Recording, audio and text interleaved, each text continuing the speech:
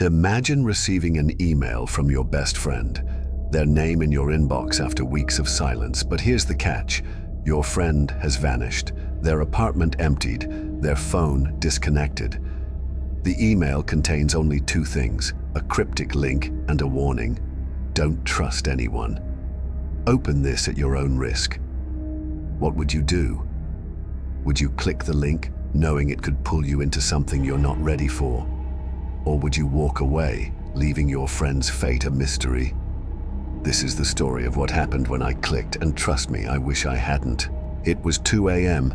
and I was sitting alone in my dark apartment. The only light came from my laptop screen, where I stared at the last email my best friend, Evan, had ever sent me. The subject line was simple.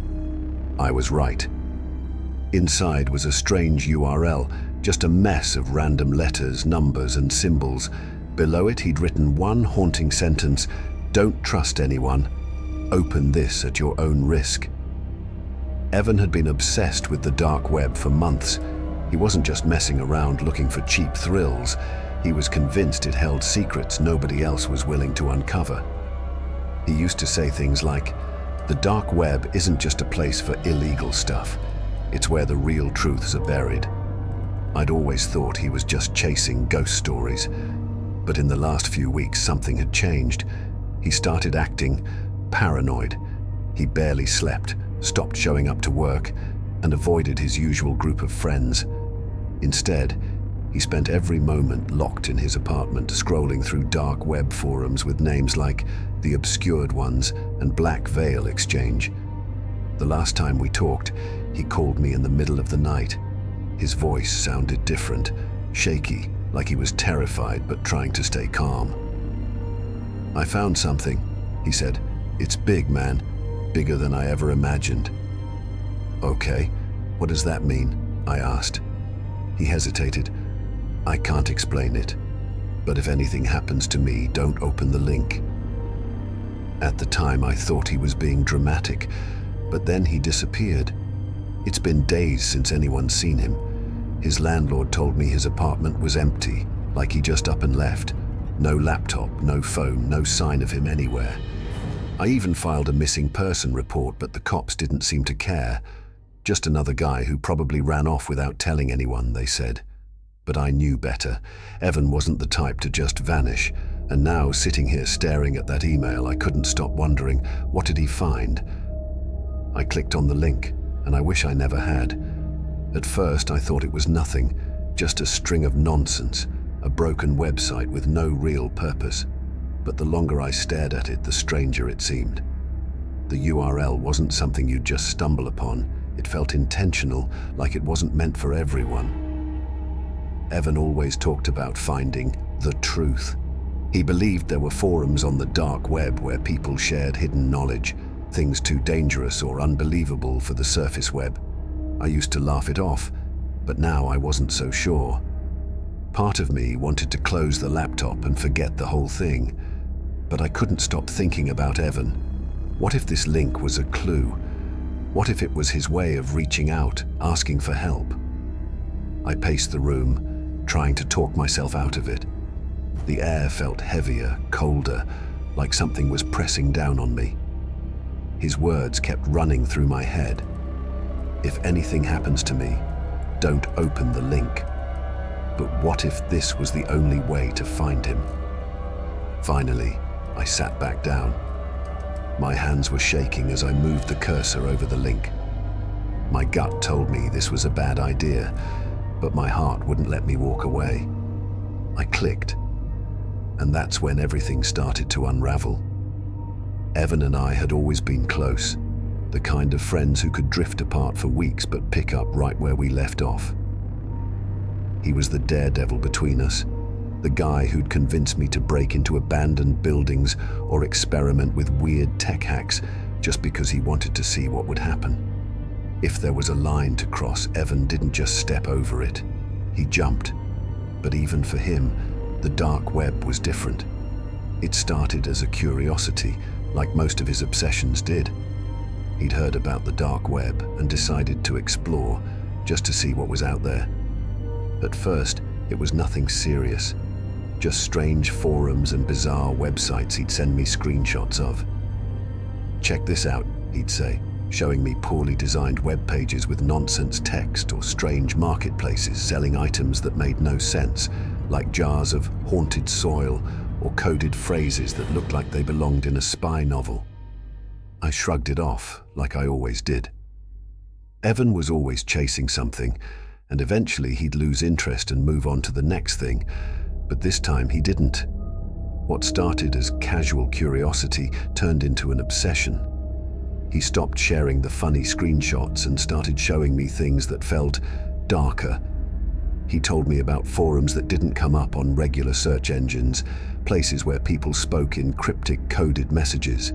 He swore that there were layers to the dark web, sites you couldn't access unless you had the right tools or knew the right people. "It's not just shady stuff like drugs or hacking," he told me one night. "There's something deeper, like real secrets, stuff we're not supposed to know." I rolled my eyes. "You've been watching too many conspiracy documentaries, man." He laughed, but there was something off about the way he did it, something hollow. "You'll see," he said. "I'm onto something big. I can feel." So for the next few weeks, Evan started to change. He spent all his time online, glued to his computer. His messages to me became shorter and more erratic, like he was too distracted to talk. When I tried calling him, he'd answer but barely say anything before hanging up. Once, in the middle of the night, he called and whispered, "They're watching me." "Who's watching you?" I asked, but he just said, "It doesn't matter. I need to figure this out," and hung up. The last time I saw him, he looked awful, like he hadn't slept in days. His hair was messy, and there were deep circles under his eyes. "You good?" I asked, trying to lighten the mood. "Yeah," he muttered, glancing over his shoulder. I'm close. Closer than I've ever been." "To what?" He didn't answer. Then, late one night, I got a text from him. Just one sentence. "If anything happens to me, don't open the link." I stared at the message, confused and a little annoyed. It sounded dramatic even for him. I tried calling, but it went straight to voicemail. I figured he'd call me back in the morning, but he didn't. Days passed, and Evan went completely silent. No texts, no calls, no social media posts. At first, I thought maybe he'd just burned out and was taking a break. But then his landlord called me, asking if I'd seen him. "He hasn't paid rent," the landlord said, "and his place is empty." I drove over to his apartment that day, and sure enough, it was like he'd vanished. His laptop was gone, his phone was gone. There wasn't even a toothbrush left behind. It didn't make sense. I filed a missing persons report, but the police didn't take it seriously. "Adults go off the grid all the time," they said. "He's probably just on a trip or something." But I knew better. Evan wasn't the type to just disappear. And then, a few days later, I got an email. It was from Evan's account, but the subject line was strange. I was right. Inside was a single link and a short message. "Don't trust anyone. Open this at your own risk." I stared at it for hours, my stomach twisting into knots. I knew what Evan had told me before. Don't open the link. But what if it was a clue? What if it was the only way to figure out what happened to him?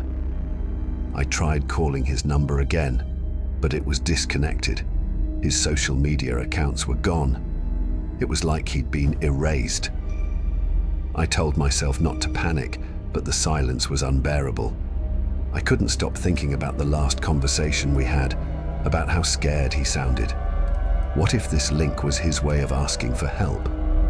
I paced my apartment for hours, trying to decide what to do. The air felt heavy, like the room itself was holding its breath.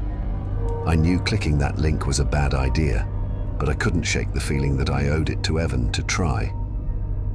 Finally, I sat down, took a deep breath, and clicked. Looking back, I wish I hadn't. A week after Evan disappeared, I got an email from him. I was up late, sitting in my dim apartment, scrolling through my inbox when his name popped up.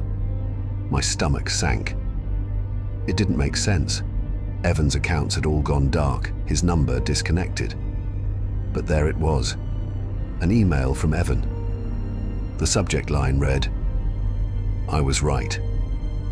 My chest tightened as I clicked it. The body of the email was simple, just a cryptic link and a short message. "Don't trust anyone. Open this at your own risk." The link wasn't like a normal URL. It was a garbled mess of letters, numbers, and symbols, the kind of thing you'd only see in the deep web. The moment I saw it, my mind started racing. What if this was a clue? What if Evan was trying to tell me something? But at the same time, I couldn't ignore the pit in my stomach. He'd warned me before he disappeared. "If anything happens to me, don't open the link." I sat there for a long time, staring at the screen. It felt like a test, and no matter what I chose, it would be the wrong decision. I couldn't just ignore it, not after he vanished. But what if opening it made things worse? I decided to do some digging. I copied the link into a text file and started researching. At first, nothing came up. It was like the link didn't exist. But after an hour of combing through sketchy forums and subreddits, I found something. Buried deep in a thread about dark web mysteries was a post from someone claiming to have seen a link just like this one. They said it led to a hidden part of the dark web, a place you couldn't access unless you knew what you were looking for. The post described it as a game for people who wanted to uncover dangerous truths. Every reply to the post said the same thing. "Don't click it. It's not worth it." I should have stopped there. Instead, I called Matt. He was the only person I trusted who knew more about this kind of stuff than I did. Matt worked in cybersecurity, and he'd always warned me to steer clear of the dark web. When I told him about the email, he was quiet for a long moment. Finally, he said, "Listen, man, if it's from the dark web, you're asking for trouble. Links like that don't come out of nowhere. They're usually traps." "But what if it's a clue about Evan?" I asked. "What if he's trying to tell me something? Or what if it's someone pretending to be him?" Matt countered. "Think about it. He warned you not to open the link. Why would he send it to you now?" I didn't have an answer for that. "Look," Matt continued, "if you open it, you're putting yourself at risk. You could be exposing your entire system to whoever's on the other side. And if it's from the dark web, it's not just hackers you're dealing with, it's people who don't mess around. My advice, delete the email and walk away."